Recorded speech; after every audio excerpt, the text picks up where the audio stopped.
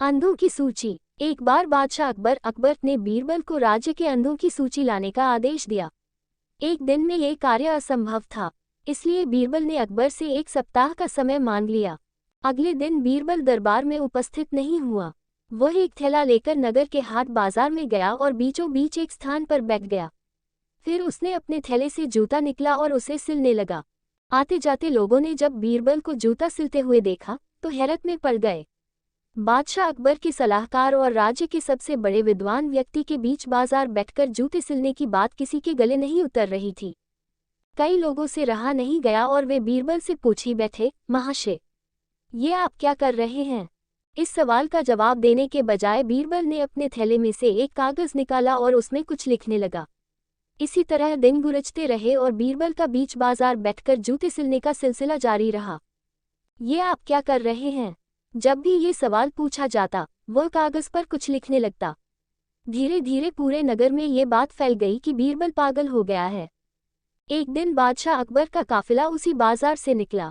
जूते सिलते हुए बीरबल पर जब अकबर की दृष्टि पड़ी तो वे बीरबल के पास पहुंचे और सवाल किया, बीरबल, ये क्या कर रहे हो? बीरबल अकबर के सवाल का जवाब देने के बजाय कागज पर कुछ लिखने लगा। ये देख अकबर नाराज हो गए और अपने सैनिकों से बोले, बीरबल को पकड़कर दरबार ले चलो। दरबार में सैनिकों ने बीरबल को अकबर के सामने पेश किया। अकबर बीरबल से बोले, पूरे नगर में ये बात फैली हुई है कि तुम पागल हो गए हो। आज तो हमने भी देख दिया, क्या हो गया है तुम्हें? जवाब में बीरबल ने एक सूची अकबर की ओर बढ़ा दी। अकबर हैरत से उस सूची को देखने लगे।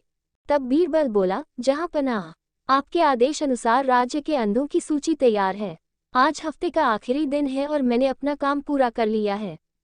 सूची काफी लंबी थी। अकबर सूची लेकर उसमें लिखे नाम पढ़ने लगे। पढ़ते पढ़ते जब वे सूची के अंत में पहुंचे तो वहां अपना नाम लिखा हुआ पाया। फिर क्या, वे बौखला गए। बीरबल, तुम्हारी जरूरत कैसे हुई हमारा नाम इस सूची में डालने की? अकबर बीरबल पर बिफरने लगे। गुस्सा शांत करें हुजूर, मैं सब बता रहा हूँ, कहकर बीरबल बताने लगा, बादशाह सलामत, पिछले एक सप्ताह से मैं रोज बीच बाजार जाकर जूते सिल रहा था। मेरे क्रियाकलाप हर आते जाते व्यक्ति को नजर आ रहे थे। इस पर भी वे आकर मुझसे पूछते कि मैं क्या कर रहा हूँ और मैं उनका नाम अंधों की सूची में डाल देता। सब आंखें होते हुए भी अंधे थे हुजूर। गुस्ताखी माफ हुजूर, ये सवाल आपने भी किया था, इसलिए आपका नाम भी इस सूची में है। अब अकबर क्या कहते, वे निरुत्तर हो गए।